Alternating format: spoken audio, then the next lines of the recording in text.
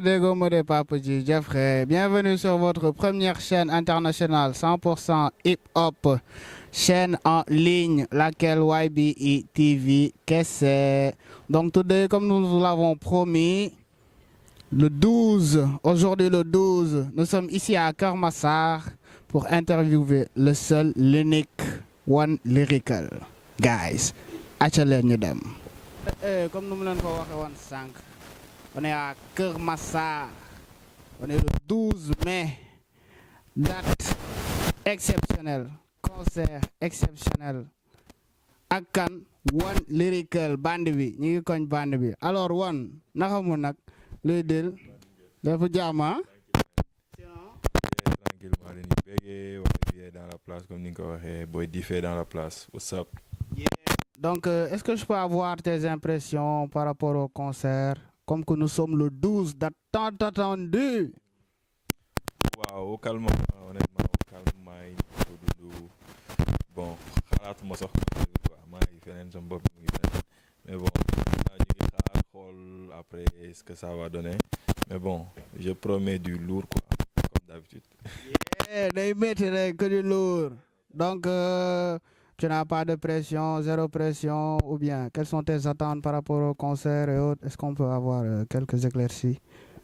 Bon pression moom yéen moo fàttali quoi.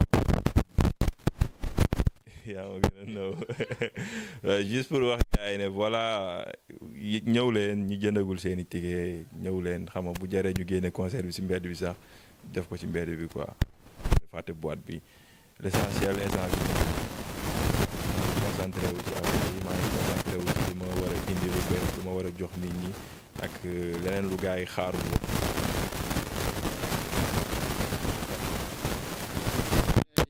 Nice. Zéro pression, bien de titre, comme d'habitude.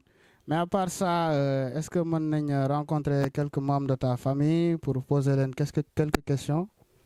waaw loolu amul benn problème mais vous tombez mal parce que mère bi dafa joobi paa bi dafa joobi sama rak yi dox yi juste am na sama rak bu jigéen bi fu nekk ak sama benn copain boo xam ne maa ngi ñoo foondoo.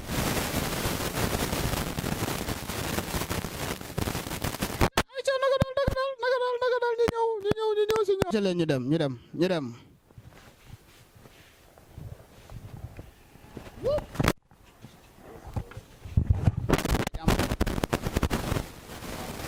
Naka la Abdou Karima bidey donc yow yaa doon fondoo ak One quoi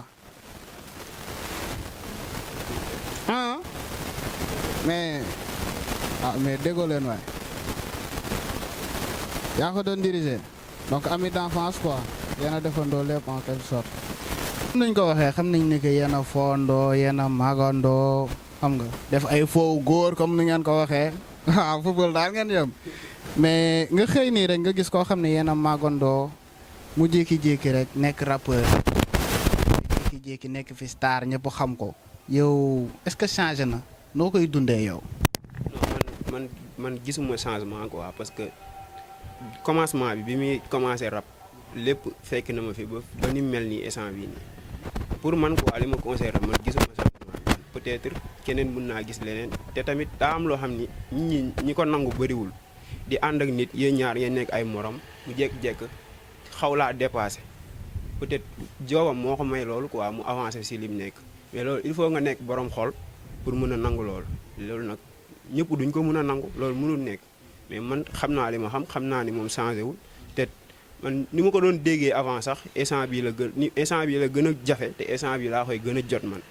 suñuy waxtaan message sax parfois man maa fiy bàyyi message am dem mais moom saa ma ko envoyé message dina ma tontu loolu man gis naa ko si moom peut-être nag nit ñi yamuñu ko waa ku nekk ak ni ngay gisee mais man gisuma changement Baye Dame ak One Lyrical mënuñoo bokk parce que daa am lu tegu ci kawam quoi mënuñoo bokk waaw.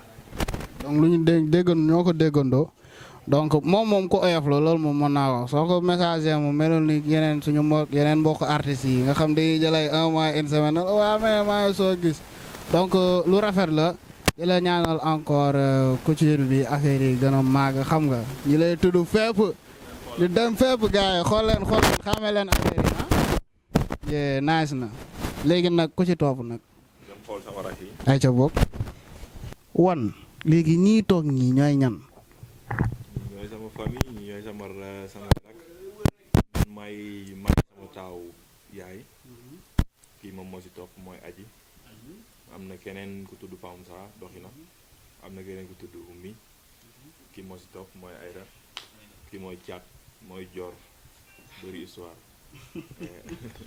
ok léegi yéenay rakku One Lyrical léegi kan mooy One Lyrical suñ leen laajee kan mooy One Lyrical loolu lan ngeen ñu si mën a wax.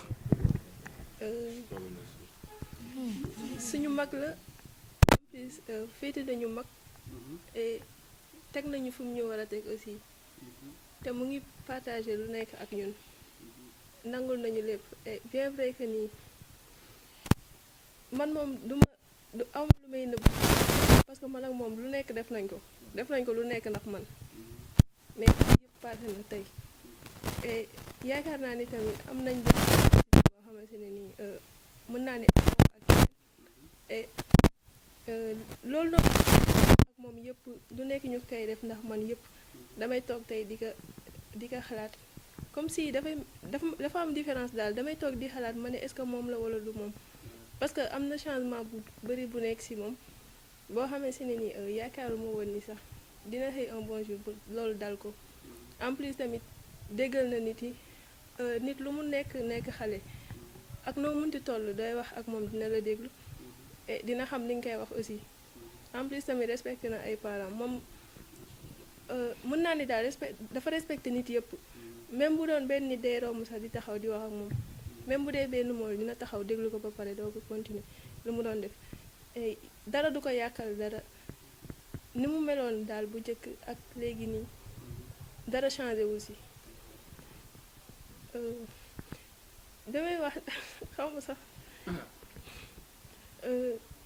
mën naa ni daal li nekk ci moom peut-être yàlla moo ko def ci moom en plus tamit li muy dund chaque jour duma fendee li muy dund chaque jour moom lay liggéey parce que fu mu toog mu ngi koy wax même du toogul di ko wax nii mu ngi koy boole ci li muy liggéey parce que chaque fois day toog lu mu dund yëpp tànxale ak lu mu def yëpp fu mu toog ci ay kiiwam da koy wax et ba léegi du nekkul nit koo xamante ne day fàtte ay démbam wala muy jël ay nit yu bees affaire yooyu di leen teg ci kaw moom chaque jour ay nitu démbam ñoo ko gënal lu mu am chaque fois doo ko rombee sax duñ la waxee ndax kii mooy woon doo ko gëm parce que mën naa ni macha allah turam dafa egg foo xam ne jëmmam eggu fa parce que ku ko dégg rek danaan One Lyrical te doo ko gisee da ngay naan kii ndax kii mooy One Lyrical doo ko foogee et loolu yëpp aussi yàlla moo koy def ci moom te bu mu egsi fii mu toll et ñu koy ñaanal aussi bu gën a continuer dem ci kanam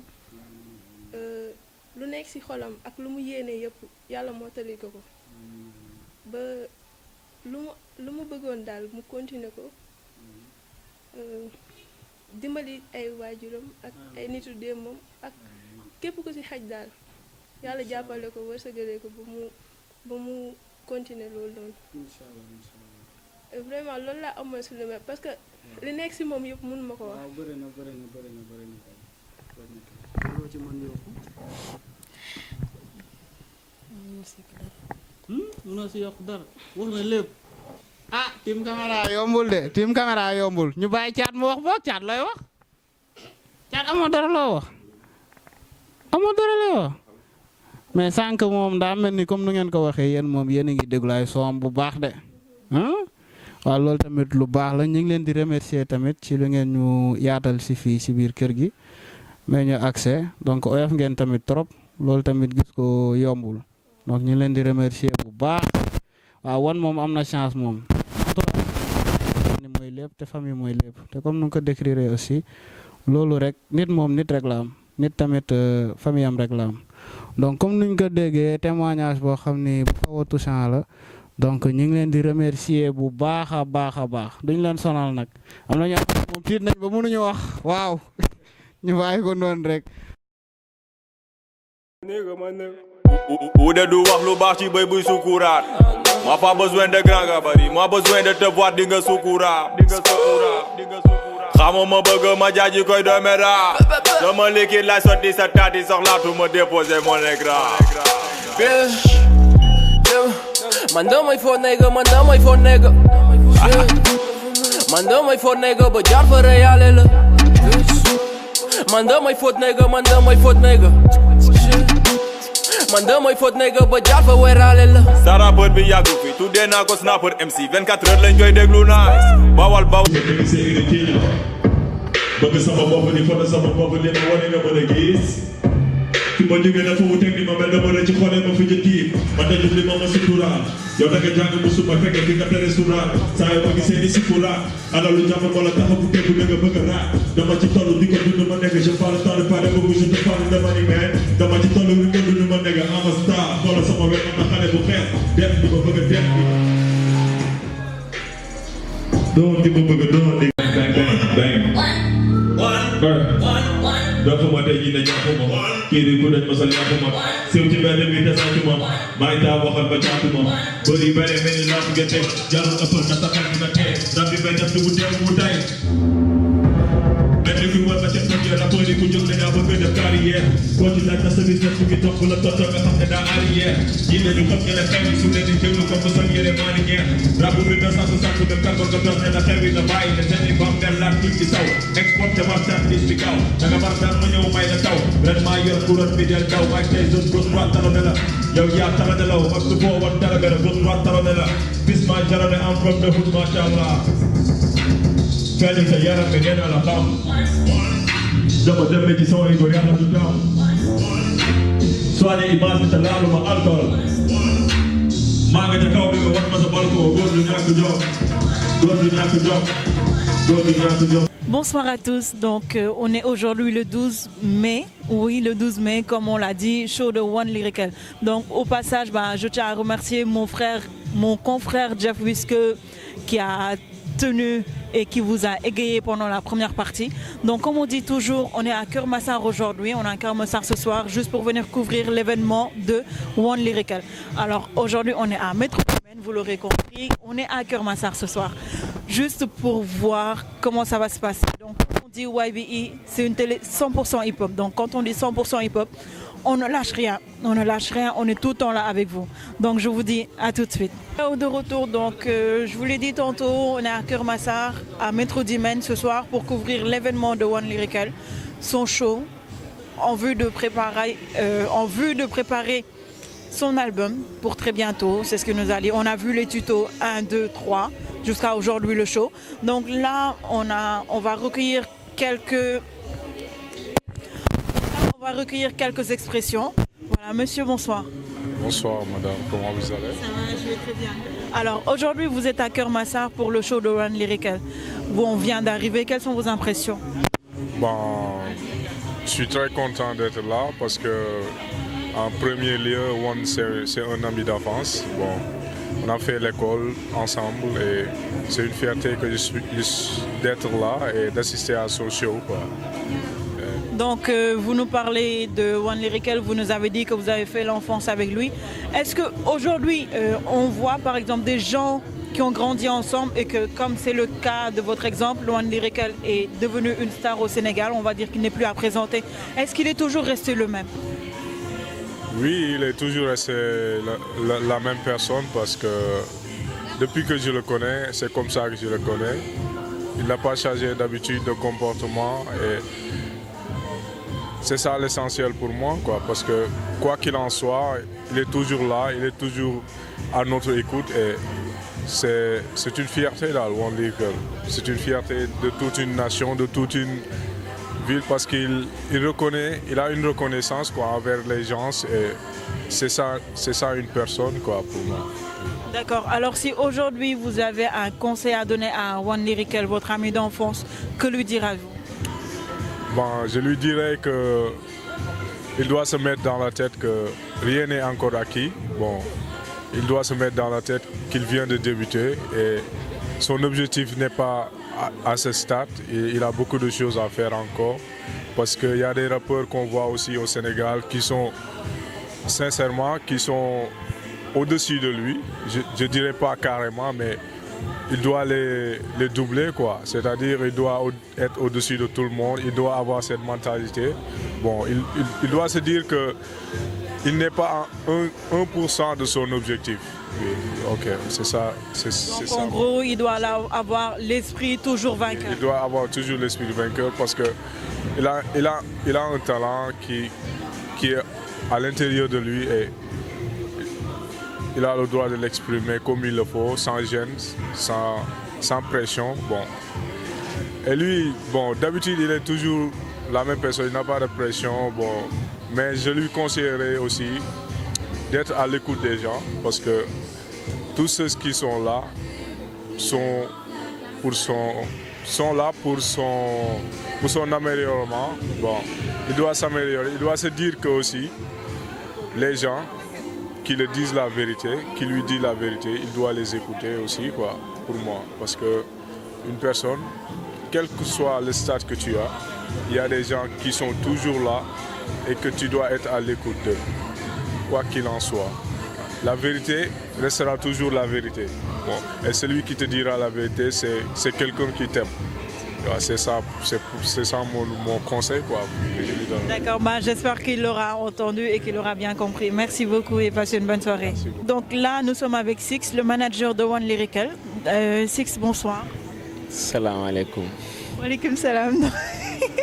Il n'y a pas de souci, il n'y a toujours pas de souci. Donc Six, aujourd'hui vous organisez un show avec One Lyrical en vue de préparer un album, c'est bien ça. On a vu les tutos 1, 2, 3. Alors comment vous vous y êtes pris? Bon, ça va, hein, alhamdoulilah. Donc on a juste organisé ça pour clôturer. Donc nous tous nous savons que nous sommes à presque 5 jours du Ramadan. Donc on a dit que mieux vaut faire quelque chose donc, pour les fans avant d'y aller. Donc on est là, alhamdoulilah, ça va quoi. Super, donc comme on dit, c'est un déwonal avant l'heure, c'est ça? Donc alors Six, pour cette organisation, ça vous a pris du temps? Comment vous vous y êtes pris? C'était difficile? Non, même pas. Question d'une semaine là. Donc One m'a dit Six, on doit faire quelque chose. Vu qu'on devait faire un stade Alassane Djigo, donc on a eu des problèmes de papier par-ci par-là. One m'a demandé de venir ici, de me renseigner, donc je suis venu. Le gars m'a dit que bon, il y a telle date, il y a telle date. Bon, on est parti sur cette base alors qu'il n'y avait pas tellement de temps, juste 2 semaines. Alhamdulillah, ça va quoi. Donc en 2 semaines, vous avez organisé ce show. Quelles sont vos attentes pour ce soir? Bon, juste prester. Dire aux fans, il y a des trucs qui se préparent juste après le Ramadan. Il y aura l'album de One Lyrical, il y aura des tournées, Inch'Allah, partout ici au Sénégal, même en Afrique avec KZ. KZ aussi est en train de démarcher des dates pour One à l'extérieur pour qu'il puisse présenter son album là-bas. Donc ce sera intéressant, vous allez le voir. Suivez-le, que ce soit sur Instagram, boydif.sn, One Lyrical sur Facebook. Donc là, vous aurez toutes les informations. Je rappelle que nous étions avec Six, son manager. Merci beaucoup, Six. Merci, Gorolia Amoul Moram Benelef. Certains qui viennent souvent à Vibe le connaissent, d'autres non, sûrement que par le nom. Le voici Malik, Milk pour d'autres. Voilà, donc Milk, on a vu que tu es très proche de One Lyrical. Aujourd'hui, que peux-tu nous dire par rapport au show et par rapport à One Lyrical? Bon, One Lyrical, bon, je peux dire que je sais Milk rek. Bon, ci One Lyrical la ko xamé parce que One Lyrical bon depuis le début ba légui ma ngi job ak mom nek ci membre staffam depuis le début jusqu'à présent. Donc One Lyrical mu nek sama ben copain, dafa di sama frère la quoi. Ñu yag di japp ci bagage ami chaque fois lu nek lepp lu mu tek rek je peux dire ñoo ci ginaaw. Donc tay ji dañoo décidé won tek ben showcase bi juste parce que fans ami gëjoon nañ dégg One Lyrical, gëjoon nañ gis One Lyrical mu def ben xew-xew. Donc comme actuellement mo ngi waajal projet ben albumam, donc ñu né pourquoi pas tek ben showcase bo xamantene tay juste pour joxe ben avant-goût ay fansam quoi. Mo waralon tay ji ñu tégon showcase bi. Donc en gros avec One Lyrical vous avez toujours été ensemble depuis son début, c'est ça? Et qu'aujourd'hui vous avez trouvé la solution pour ces fans. Un avant-goût, une avant-première avant le Ramadan, c'est bien ça? Bien sûr. Super. Donc comment vous y êtes pris côté organisation, etc. Bon, côté organisation, moi, showcase. bon en fait bon ce n'était pas difficile parce que boîte bii nii boo seetloo boîte bu bees la donc te One Lyrical actuellement boo seetloo dafa déménager fii nii Kër Massar donc dañ ne pourquoi pas ñu ñëw def ko Kër Massar parce que boo seetloo xaaju fan si One Lyrical bi yëpp actuellement ñoo ngi basé wu Kër Massar donc affaire bi pour organiser ko jafewul woon dañoo ñëw collaboration lañ def ak boîte bi donc 50-50 lay doon benn vite fait la rek après ñun tiré nañ suñuy PV jaay affaire yi jot na jar gaa yaa ngi ñëw gis nga gaa yaa ngi nii teew nañ donc noonu la fa demee nekkul lu jafe quoi waaw. Ben super, nous te remercions et nous souhaitons de passer une très bonne soirée. Merci beaucoup waa YBE nay metti Hot nigga ba jàppa weeraale la. Sara bët bi yàggu fi tuddee naa ko snapper MC 24 heures lañ koy déglu naa bawal xeb kon daane investir ci riim yi kon xaalis daay doon kër naa pour ma ñëw sa concert foog nga fay ma mon frère j'ai des bouches à nourrir quand même mélange jangateer si c'est business toi tu ne fais que parler de gratuit mais ni tamit yaa ma gën a nekk rappeur gën ma ñeme tilim danga yàgg underground maa la gën a nuru rappeur gën la ñeme kilin boy la mais comme Madi Grand ñaata at nga def fi ñaata son nga génne ba tey foo dem ni nga dangay ran waxuma la box ak ay concert mais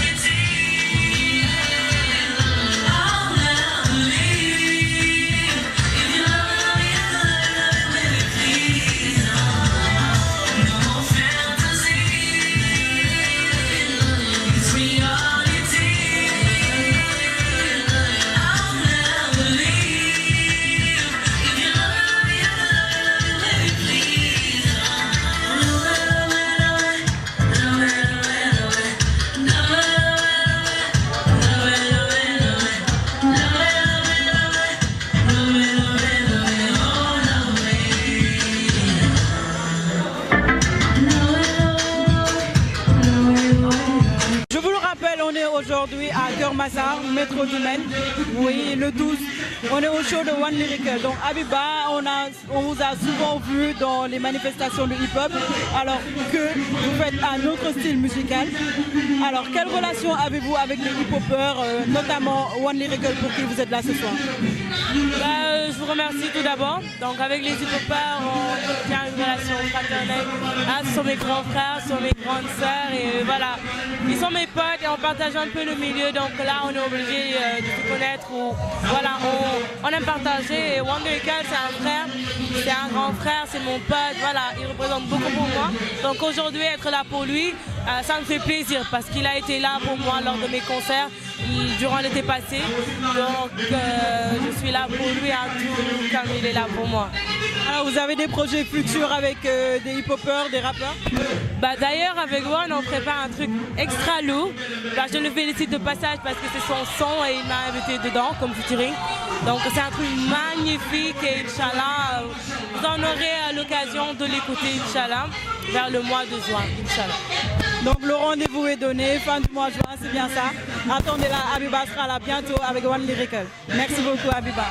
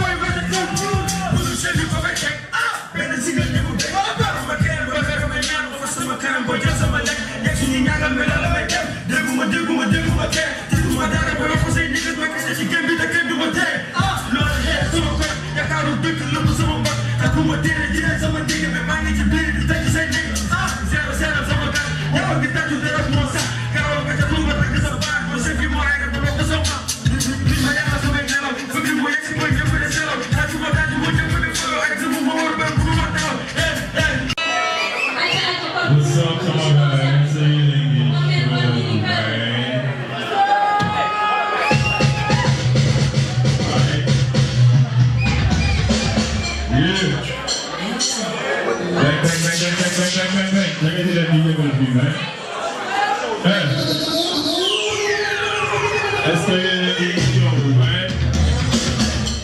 Déggu ma leen Kër Massar, est-ce que yéen a ngi show, man? Joxuloo man. Ay. Sama gaay.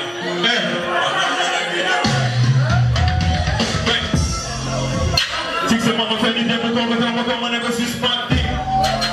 Am still low shit da nga yéex a naan ne ba léegi bind mag bi. Yamuñu la fii bro. Sama ko fekk di jub di faagu dëkku màggatu jàng. Professeur yu weesu na jàng ni ñaan bu def taatu ne. Nanga sax wax ma ci tut. Ñaata war nga am balaa sa bëtëri kay. Laa bu ma saafara tëjal fekk liggéey. Ndax bi nga ko bàkk ni sa nekk si maalu liggéey. Yow ma sa kay sa la police di fàtte la tëri ma naa gën a tëri bu gën a sama tàggu la tëri da ngaa daje sëri si bopp koy. Maara ma sëli ci yàlla parce que bu ma la def sa kër la jël feeru si booy. Tu te vois le vrai du Dieu de temps de temps de temps de temps di pousse. Négocier sa may la chaîne di toxicomane di te couche la saaga la duur. Ne baari tàgg maa li tëgg mën naa. Fukki naa ci fekk nga gën a doo ci bind awa bébé romb naa la nga naan kii Agaside dégg ma Agaside naka ba julli bi dafa naka ba nga jël julli naka maa di julli naka ma jël julli naka julli naka julli naka julli naka julli jàng la di tool naka julli sama gaay asan di fisal blé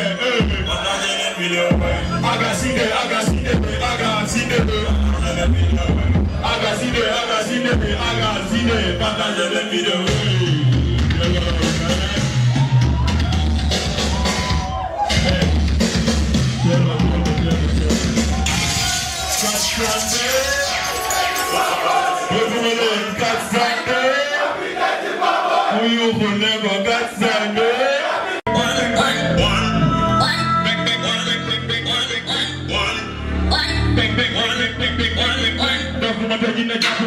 Kiri ku dem masal ñaxuma siw ci mbedd mi nga satuma may taw waxal ba ñaxuma jëri bare mi nga nax nga tax jaamu na ko dafa tan mi nga toy jaxu may jaxu ni ko ñu may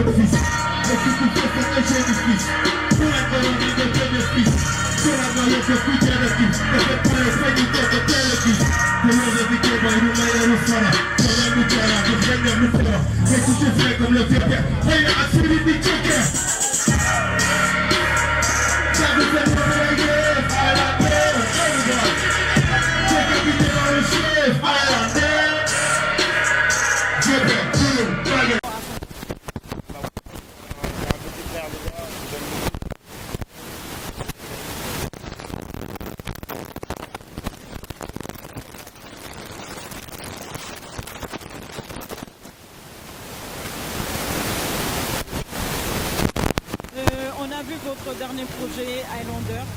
Alors, quelle est la signification de Highlander? Que voulez-vous dire dans Highlander?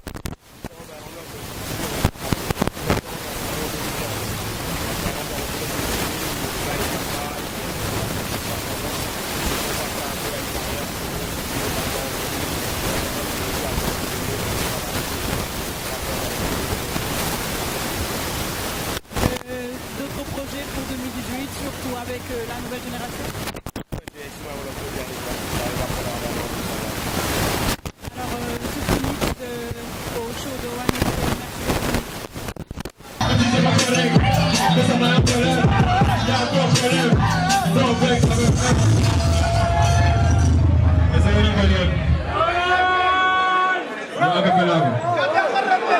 Sakap ngay dëngal sa nekk moo lëndëm bi daan baa ëmb wala yola bàyyi ko nangul yaa doon use podo di doon naw kodo éducation comme kodo sa jabar carrière solo sufa bi dugal na profondeur patante bi laaj ci kanam paas bandi bi tëdd na correctionnel kon la tere génn ci délinquance saako ceeb bi jeex na su boobu mën a ñaari fan a ngi kër gi amuñu gaz ndox mi manqué na amoo loo ko su bëree yóbbu loo xatal bi yóbbu di kaas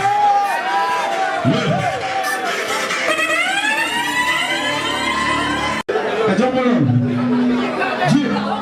Jombolon. Don't you have beneficial? Microphone check, microphone check. Dan lay diri fal bu taamu fu sa ndam di dal. Kawo comme giri fas modo ama xel bu dal. Kawi ni giri ca ajaata ma sa ngeen du jar. Gaynde yi ndaw yi ñooy xiiru musuma dégg jar. Rapidos ku dee ci julli jàkkay sang suul duñu mën a laale mel ni xarak ba ci gerte ama suppa duppa doo ci baara bay ba gën tëdd ma nga dem ko def fa samp kaata fii ni def ko def ko kepp rek mu cëmp jaajëf Kao Prip Dip, donc un nom peut-être un peu difficile à dire mais pas facile à retenir, oui, facile à retenir. Donc Kao, bonsoir. Bonsoir. On a vu votre prestation, c'était failleux. Vous êtes là ce soir pour One Lyrical. Quelles sont vos relations? One Lyrical, c'est mon frère. on était ensemble à Triple Music. On bossait ensemble. Donc, on est des frères, quoi. C'est pour cela que je suis venu pour soutenir mon frère. Ouais. D'accord. Donc, je veux dire que beaucoup de gens vous ont découvert.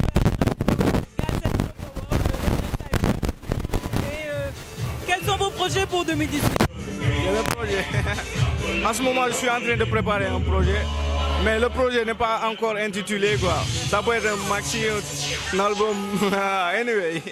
D'accord, donc on en reparlera très bientôt, maybe dans une émission à YBE TV, pourquoi pas. Merci beaucoup. Yeah, merci beaucoup à vous tous. Merci beaucoup.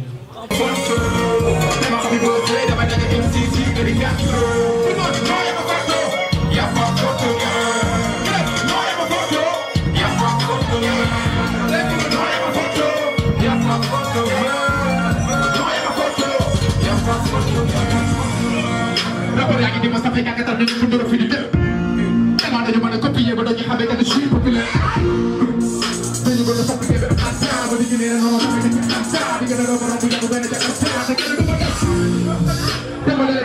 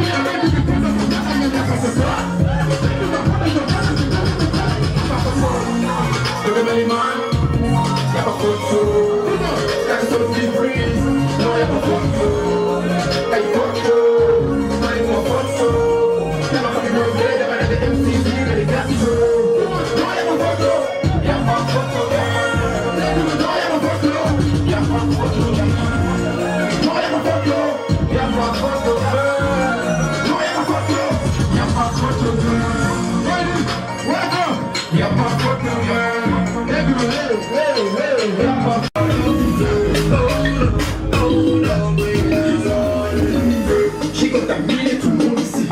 Visualisé dans mes chances. Bogosité, c'est mon nom. Tu sais faire la différence. Et l'objectif pas coupé. Vas-y, approchez et bienvenue. Papa qui est beau est revenu. Maintenant, tout qui est beau. Avant du valise, je mets dans les dias. Y'a mes petits diapumés. J'ai les attentes, j'ai revenu. Staller les jambes en ligne. Ma tête, ma visualiser la bienvenue. Allez, on change. Prise à les gens, c'est la taille. Pas de chichi, pas de pagaille. Internalisation, vision de change. Parce que par les esprits savants, les mots sur le canu.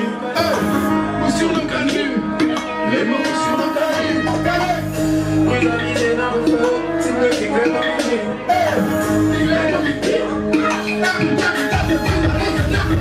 On va réaliser ça, on va réaliser.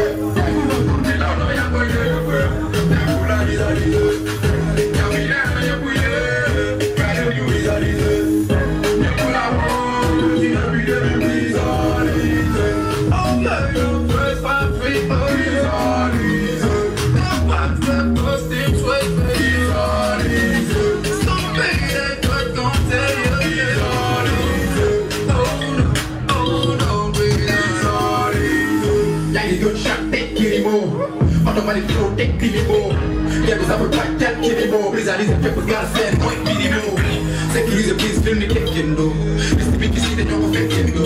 Fire guru taku, kendo. Artiste en temps like taekwondo. Travailler des maisons de visualiser. Installer le flow tous sont visualisés. Je parle français comme un sénégalais. La langue nationale pour te régaler.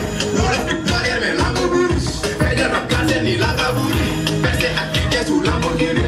Sénégal, il est pas parce qu'il paraît je suis sans les mots sur le canu. Sur le canu. Les mots sur le canu. Ils ont l'idée dans le feu. C'est le qui les mots qui dit. Il est mon bidou. On va visualiser ça va tout. Mais pour la visualiser. Il a le bien pour les feux. Mais pour la visualiser.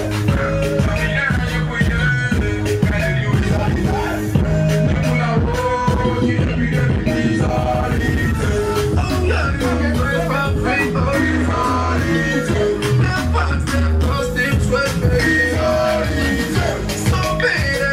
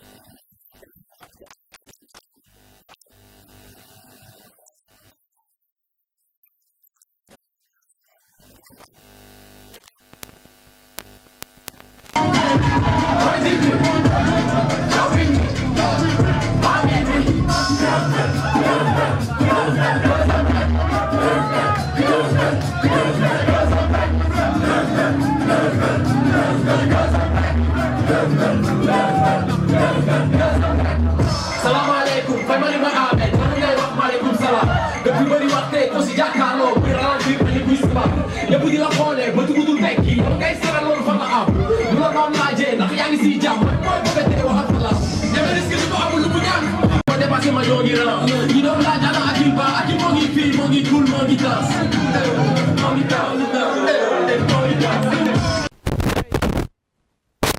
C'est exactement ça, hein, c'est exactement ça. Je pense que les rêves Taïfi, ce qui s'est passé ce soir le démontre parfaitement, démontre qu'entre la nouvelle génération, il y a ben collaboration pour la fête BCM. Vraiment, c'est de ça dont on a besoin, je pense, dans le game. Et puis ça fait plaisir d'être là pour un frère, pour un ami et pour un artiste que j'apprécie énormément, qui est One Lyrical aussi, quoi. Alors on a vu votre One Lyrical, vous venez de nous dire que c'est un ami, c'est un frère.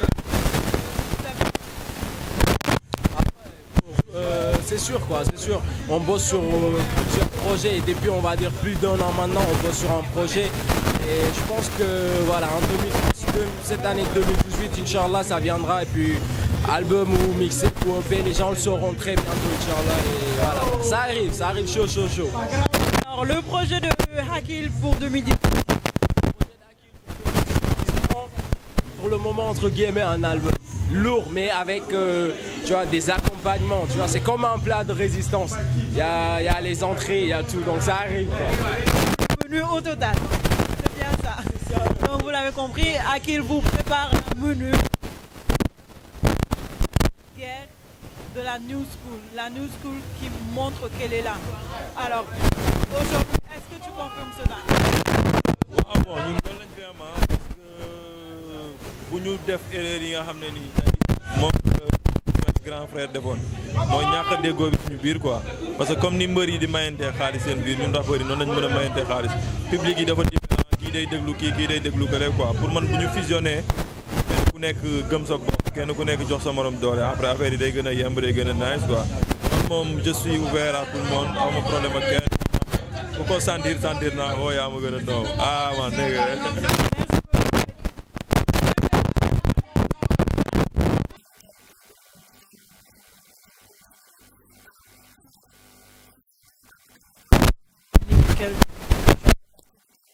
Quel sentiment tu as?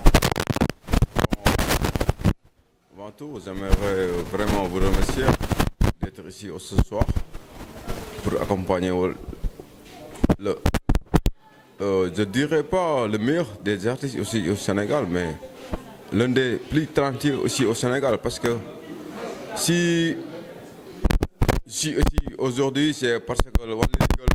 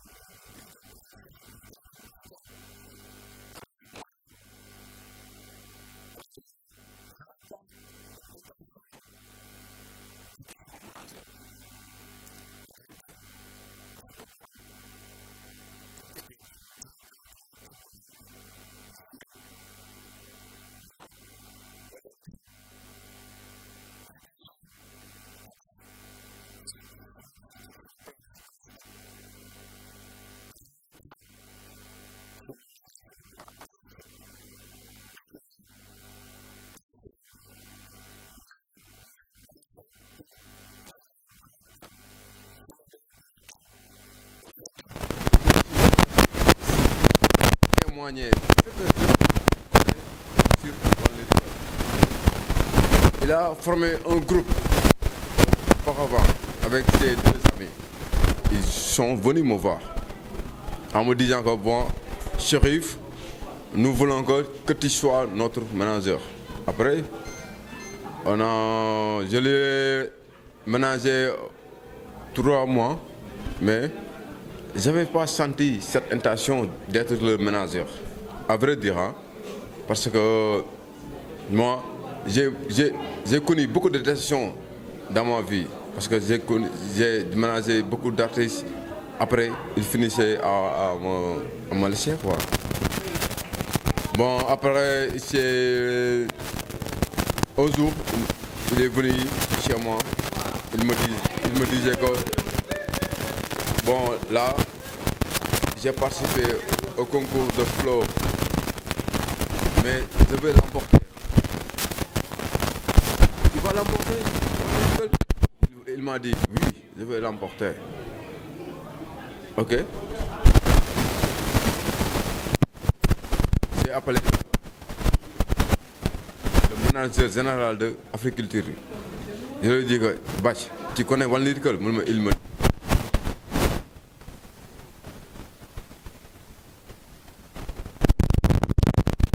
Lorsqu'il a remporté le flow,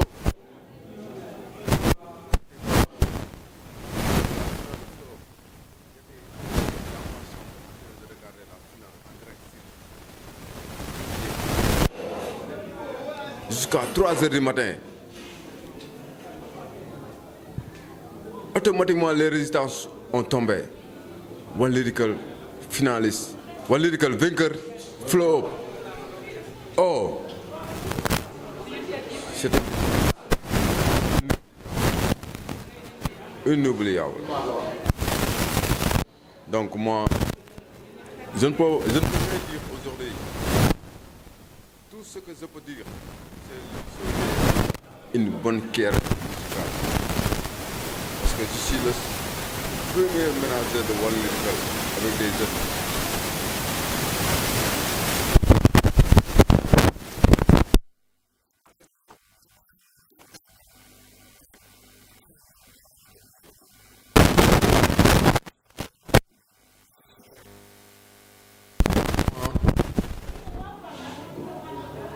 Je ne dirais pas morte de foi, mais vraiment.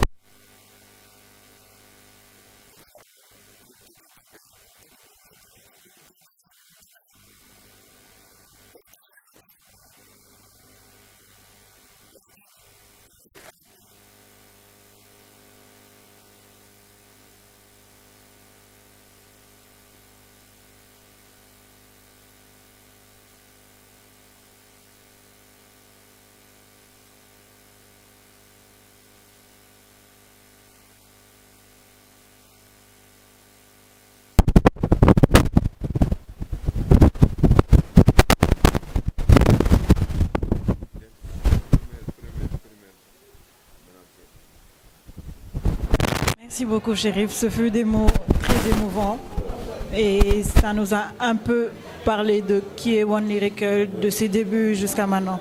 YBE TV te remercie, Chérif. Me too. I don't know.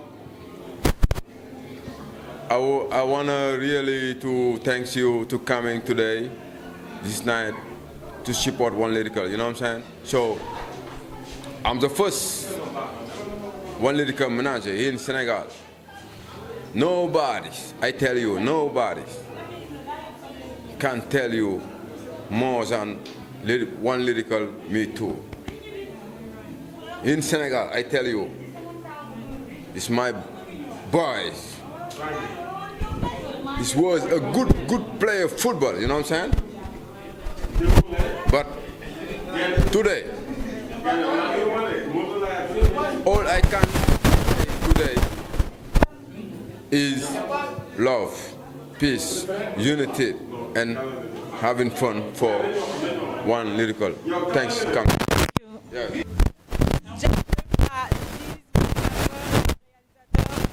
Mais aussi, je remercie mon confrère Jeff Whiske qui a pris les rênes au début. Merci à vous, chers. Et merci à One Lyrical d'avoir eu confiance en nous pour venir couvrir son événement. Merci à tous. Big shout out.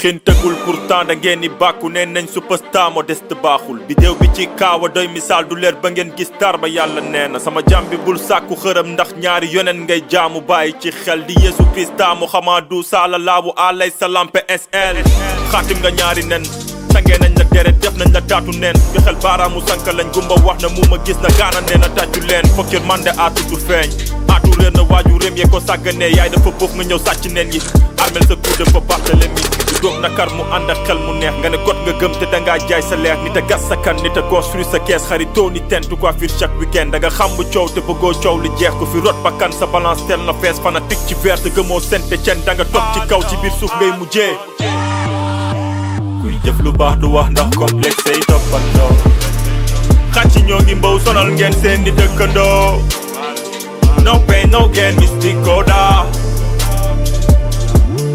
mystico da kuy jëf lu baax du wax ndax complexe yi toppandoo xàcc ñoo ngi mbaw sonal ngeen seen di dëkkandoo no pain no gain mystico da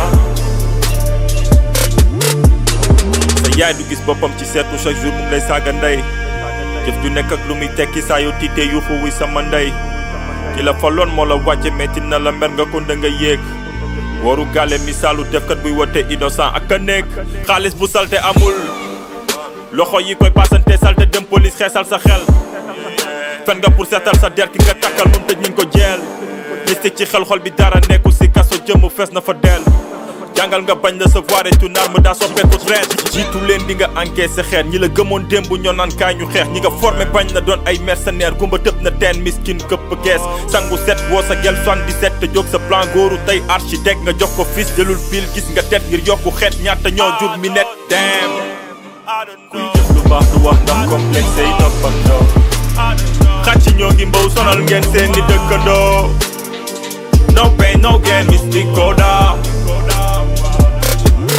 mystico da kuy jëf lu baax du wax ndax complexe yi toppandoo xàcc ñoo ngi mbaw sonal ngeen seen ni dëkkandoo no pain no gain mystico